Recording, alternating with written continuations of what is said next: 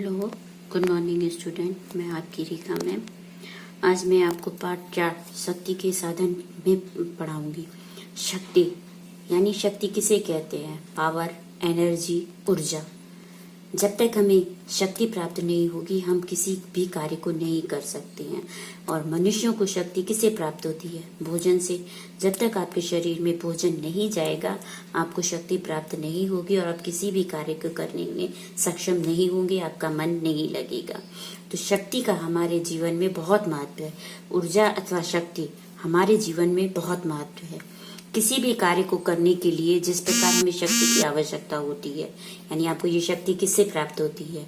भोजन से। उसी प्रकार अन्य चीजों को चलाने के लिए भी हमें शक्ति की आवश्यकता होती है। जैसे उसी प्रकार हमारे कृषि संबंधी कार्यों, उद्योग धंधों, परिवहन, यातायात आदि के लिए भी शक्ति का विशेष महत्व है। के लिए शक्ति जिन संसाधनों से प्राप्त होती है उन्हें हम क्या कहते हैं? शक्ति के साधन कहते हैं।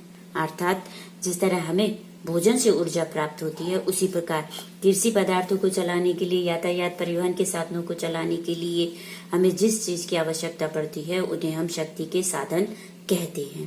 तो इस प्रकार आपको समझ में आया होगा बच्चों कि शक्ति के साधन किसे कहते हैं।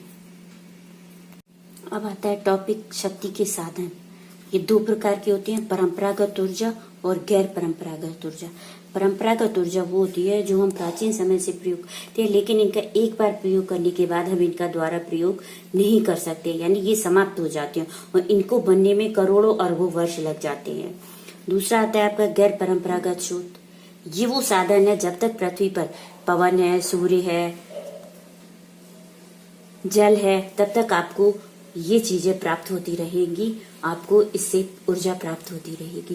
तो ये कहलाए जाते हैं गैर परंपरागत ऊर्जा। तो इस प्रकार 2 प्रकार की ऊर्जा है, परंपरागत ऊर्जा और गैर परंपरागत ऊर्जा। अब सबसे पहले हम पढ़ते हैं कोयला।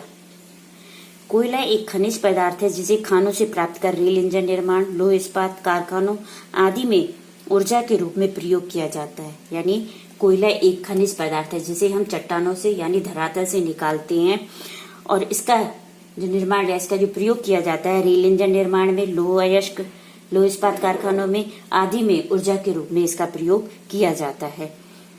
आप जानते हैं कि कोयला कैसे बनता है? करोड़ों वर्ष पहले कोयले का निर्माण पेड़ पौधों के अपघटित होकर दलदलों में जमने से हुआ है। गर्मी, दबाव, रासायनिक क्रियाओं आदि के फलस्वरूप जीवाश्म जीवों के अवशेष से कोयला एवं खनिज तेल बना है। आया बच्चों समझ में? कोयले का निर्माण हमने अब इससे पहले बताया था आपको कि इन पदार्थों को, परंपरागत पदार्थों को बनने में करोड़ों अरबों वर्ष लग जाते हैं। तो इसी तरह कोयले के निर्माण में करोड़ों अरबों वर्ष लग जाती हैं। जब कोयले का निर्माण होता है करोड़ों वर्ष, यानी जब भूकंप वगैरह आता है, कुछ अन्य प्राकृतिक आपदाएं आती हैं तो ये पेड़ पौधे अपघटित होकर नीचे जमीन में जब जाते हैं और अपघटित होकर ये कोयले का रूप धारण कर लेते हैं। गर्मी, दबाव और रासायनिक क्रियाओं के कारण ये पेड़ पौधे क्या हैं?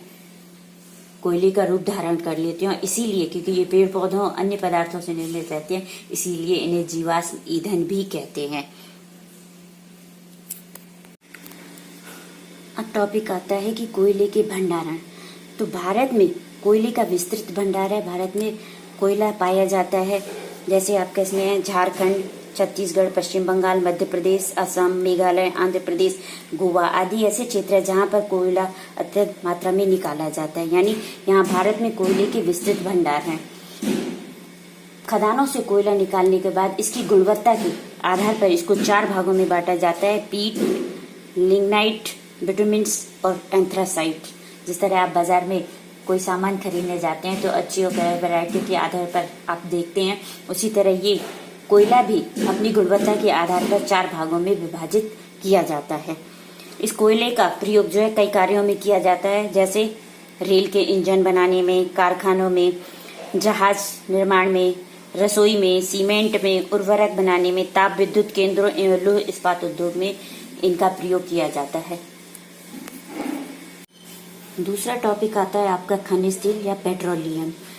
लालटेन यानी स्टोव वगैरह में, आपने गाड़ियों में, स्कूटर में ये आपने चलते देखे होंगे। ये किससे चलते हैं? ये पदार्थ किससे प्राप्त होते हैं? वो है आपका खनिज तेल। यानी खनिज तेल से ही आपको क्या है, पेट्रोलियम, मिट्टी का तेल, डीजल इत्यादि चीजें प्राप्त होती है, जिनसे ये सारे साधन चलाए जाते हैं। ये खनिज तेल हमें कैसे प्राप्त होता है? आपने ट्यूबवेल को देखा होगा, जिस प्रकार ट्यूबवेल बनाकर जल निकाला जाता है जिससे पीने के लिए और सिंचाई के लिए हमें पानी मिलता है, उसी प्रकार तेल को भी मशीन की सहायता से निकाला जाता है। यह खनिज तेल अवसादी सेलों के छिद्रों में पाया जाता है। खानों से निकले तेल को कच्चा तेल कहते हैं। खनिज तेल को पानी की तरह सीधे उपयोग नहीं कर सकते, इसलिए खनिज तेल को साफ करने के लिए शोधनशालाएं बनाई जाती हैं। इस प्रकार आपने देखा पढ़ा कि ये जो जिस तरह आप ट्यूबवेल लगाकर जमीन से पानी निकालते हैं, उसी तरह चट्टानों से ये ट्यूबवेल लगाकर खनिज तेल निकाला जाता है। यह खनिज तेल अवसादी शैलों के छिद्रों में, शैलें 3 प्रकार की हमने पहले भी पढ़ा चुके हैं, आपको 8th 9th वगैरह में 7th में पढ़े होंगे आपने कि सेल कितने प्रकार की होती हैं, 3 प्रकार की, आग्नेय सेल, अवसादी सेल और रूपांतरित सेल। तो ये जो खनिज तेल प्राप्त होता है वो अवसादी सेलों के छिद्रों से हमें प्राप्त होता है। और खानों से निकाले गए तेल को कच्चा तेल कहते हैं। इसको बाद में शोधनशालाओं में शुद्ध करके इस तेल का प्रयोग किया जाता है। जब खदानों से खनिज तेल निकाला जाता है, उस समय ये अत्यंत गाढ़ा होता है। जैसे आपने चिकनी मिट्टी की कीचड़ देखा है, एकदम गाढ़ा होता है, उसी तरह चिकनी मिट्टी के कीचड़ की तरह ये गाढ़ा होता है खदानों से निकालते समय। उसके बाद इसको शोधनशालाओं में ले जाकर साफ किया जाता है और तब इसका प्रयोग किया जाता है। इसका सबसे शुद्ध रूप जो पहला बनकर आता है वो आपका होता है पेट्रोल। उसके बाद इसके अन्य पदार्थ या अन्य उद्योगों में भी इनका प्रयोग किया जाता है। तीसरा आपका आता है प्राकृतिक गैस।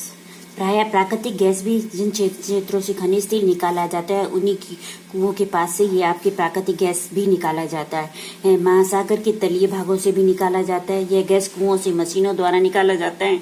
इसका उपयोग ऊर्जा के रूप में विभिन्न प्रकार से किया जाता है, जैसे गैस चूल्हा जलाने में, बिजली के उत्पादन में, मोटर इंजन चलाने में इत्यादि में। यह एक स्थान से दूसरे स्थान तक पाइपलाइन एवं गैस सिलेंडरों द्वारा भेजी जाती है। तो देखा होगा आपके किचन की जो गैस किचन में आप यूज करते हैं वो आपकी प्राकृतिक गैस ही कहलाई जाती है। जो जहाँ से खनिज तेल प्राप्त होता है, उन्हीं के आसपास के क्षेत्रों से हमें ये प्राकृतिक गैस भी प्राप्त होती है, कुओं से निकाली जाती है और ये एक स्थान से दूसरे स्थान पर आपके पाइपलाइनों द्वारा और गैस सिलेंडरों के द्वारा पहुंचाया जाता है। कोयला, पेट्रोलियम और प्राकृतिक गैस ऐसे जीवाश्म ईंधन के साधन है जो अनवीनीयकरण होते हैं। इनका अधिक उपयोग करने से निकट भविष्य में इनके समाप्त हो जाने की संभावना है।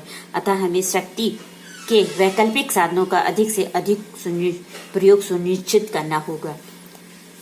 इससे पहले भी हम आपको बता चुके हैं कि ये साधन जो होते हैं एक बार प्रयोग करने के बाद समाप्त हो जाते हैं, यानी ये परंपरागत साधन है। तो कोयला, पेट्रोलियम और गैस ऐसे जीवाश्म ईंधन है। जीवाश्म ईंधन इसलिए कहते हैं क्योंकि इनका निर्माण जो होता है पेड़ पौधों और जीव जंतुओं के अपघटित होकर बनने से बढ़ता है, इसीलिए इन्हें जीवाश्म ईंधन भी हम कहते हैं।